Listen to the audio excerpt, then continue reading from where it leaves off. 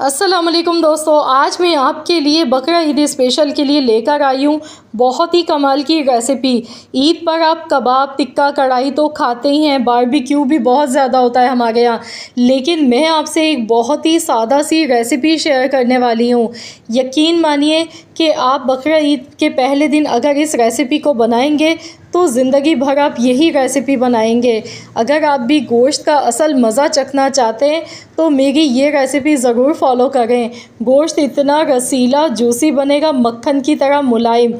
बहुत ही बेहतरीन गोश्त की ये रेसिपी है। पकाने का तरीका उससे भी ज़्यादा लाजवाब है। तो देखिए, देखते ही मुंह में पानी आ रहा है। एकदम हलवा गोश्त है ये, इतना बेहतरीन है जायका इसका, ये मुंह में जाते ही घुल जाता है। रेशा भी देखिए बिल्कुल भी नहीं है। तो चलिए रेसिपी देख लेते हैं किस तरीके से आज हमने ये इतना बेहतरीन गोश्त बना के तैयार किया है। इसके लिए यहाँ पर सबसे पहले आपने गोश्त का सही इंतखाब करना है। मैंने यहाँ पर लिया है पुट का गोश्त। ये बीफ की रेसिपी है। पुट का गोश्त मैंने लिया, थोड़ा ये चिकना होता है और इसके साथ ये बहुत जूसी नरम होता है। इसमें रेशा ज़्यादा नहीं होता है, जो कि खाने में बिल्कुल भी अच्छा नहीं लगता है। 1 किलो मेरे पास पुट का गोश्त है। इसके साथ फ़ैट मैंने ले लिए 3 से 4 बड़े टुकड़े यहाँ पर मैंने चर्बी के लिए, क्योंकि मैं आपको बिल्कुल ओरिजिनल ऑथेंटिक रेसिपी दे गई हूँ, तो इसमें चर्बी का इस्तेमाल किया जाता है। मट्टी की हांडी में हम इसे बना के तैयार करने वाले हैं। तो सबसे पहले मट्टी की हांडी में जो यहाँ पर मैंने चर्बी ली है, इसके टुकड़े हम इस तरह से रख देंगे। अगर आपको कोई हेल्थ इशू है तो आप इसकी जगह पर कुकिंग ऑयल भी ले सकते हैं, लेकिन अगर ओरिजिनल ऑथेंटिक आपको जायका चाहिए ना, तो फिर आपने यहाँ पर फ़ैट का ही इस्तेमाल करना है। अब गोश्त के जो टुकड़े थे आप देख सकते हैं, मैंने बड़े बड़े पीसेस लिए हैं। मैंने यहाँ पर छोटी बोटियाँ नहीं ली हैं, तो इसे इसी तरीके से बनाइएगा आप लोग भी। तो यहाँ पर मैंने गोश्त 1 किलो लिया था। अच्छी तरह वॉश करने के बाद गोश्त इसमें डाल दिया। अब इसमें मैं यहाँ पर डाल गई हूँ 1 टीस्पून भर के नमक। नमक मैंने हाथ से डाला है ताकि सब जगह अच्छी तरह से गोश्त पर नमक लग जाए। इसके बाद एक दरमियाने साइज़ की प्याज, 2 दरमियाने साइज़ के टमाटर लिए हैं। टमाटर आप देख सकते हैं मैंने साबुत ऐसे ही लिए हैं, कोई मैंने टमाटर की कटिंग नहीं की है। साथ में 2 इंच के बराबर अदरक के मैंने टुकड़े लिए हैं। ये भी इस तरह से रफली कटी हुई अदरक भी हमने इसमें शामिल कर देनी है। 5 से 6 अदद हरी मिर्चें इसमें शामिल कर देंगे। इसके बाद लहसुन इसमें डालना है। लहसुन आप देख सकते हैं मैंने पूरा साबुत लहसुन लिया है छिलकों समेत। तो मैंने यहाँ लहसुन को पहले अच्छी तरह से वॉश कर लिया था। साबुत काली मिर्च मैंने ली है, तकरीबन मैंने 15 से 16 साबुत काली मिर्चें इसमें शामिल कर दी। 2 बड़ी इलायची इसमें जाएंगी, इससे बहुत ही बेहतरीन सी गोश्त में खुशबू आएगी। तो आपने भी इसी तरीके से ये सारी चीज़ें गोश्त में शामिल कर देनी है। यकीन मानिए इसमें गोश्त का जो अपना जायका है वही आपको खाने को मिलेगा। तो आज मैं आपके साथ, आप इसे दम पुख्त भी कह सकते हैं, नमकीन रोश भी कह सकते हैं, नमकीन गोश्त भी कह सकते हैं, बहुत ही आला रेसिपी आप लोगों के साथ शेयर कर गई हूँ।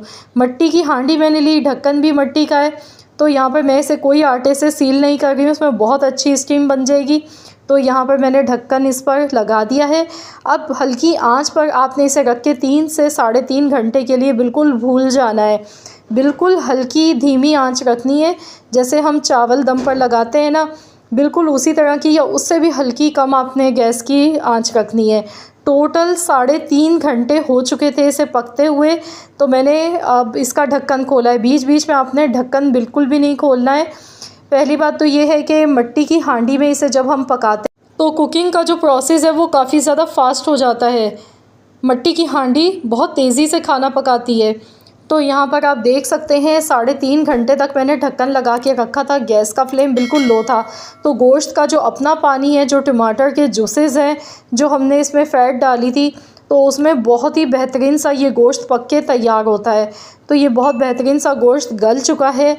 यहाँ देखिए मैंने इसे डिश आउट कर लिया। अब आप जब इसे डिश आउट करें, थोड़ा सा इसके ऊपर काली मिर्च का पाउडर आपने डालना है। इसके बाद मैं अब आपको दिखाऊंगी ये किस तरह का गोश्त बनके तैयार हुआ है। आप देख सकते हैं कलर कितना खूबसूरत है, जैसे हमने गोश्त को फ्राई किया हो, इतना खूबसूरत इसका कलर आया है, गुलाबी। ये देखिए हड्डी से गोश्त देखिए खुद अलहदा हो गया है। ये देखें हड्डी देखिए गोश्त से अलहदा हो गई है और बहुत ही मक्खन की तरह मुलायम सॉफ्ट हलवा गोश्त ये बन के तैयार हुआ है। रेशा भी मैं आपको दिखाऊंगी। तो मैंने आपसे कहा था ना कि गोश्त का भी इंतखाब आपने इस तरीके से करना है। जो गाय के मुख्तलिफ़ हिस्से होते हैं गोश्त के, लेकिन इसमें जो पुट का गोश्त होता है ये बहुत ही ज़्यादा जूसी और बहुत ही सॉफ्ट होता है। इसका रेशा जो होता है ना, तो वो बहुत ही ज़्यादा बारीक होता है, खाने में बहुत ही मज़े का लगता है। ये देखिए हड्डी देखिए आसानी से इसमें से अलहदा हो गई है।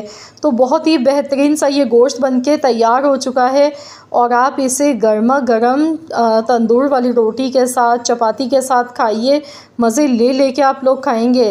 गोश्त का जो असल मज़ा है ना, अगर आपको भी चखना है तो मेरी ये रेसिपी बनाकर देखें। इस बार बकरा ईद का मज़ा ही दोबाला हो जाएगा। ये देखिए गोश्त का आप रेशा चेक कीजिए, कितना सॉफ्ट है ये, एकदम रसीला, इतना जूसी ये गोश्त बनके तैयार होता है। तो आप लोग ज़रूर इस रेसिपी को ट्राई करें और अपना फ़ीडबैक मेरे साथ ज़रूर शेयर कीजिएगा। अगर आपको मेरी आज की ये वीडियो पसंद आई है तो वीडियो को लाइक कर दें, शेयर कर दें। चैनल पर नए हैं तो चैनल को भी ज़रूर सब्सक्राइब कर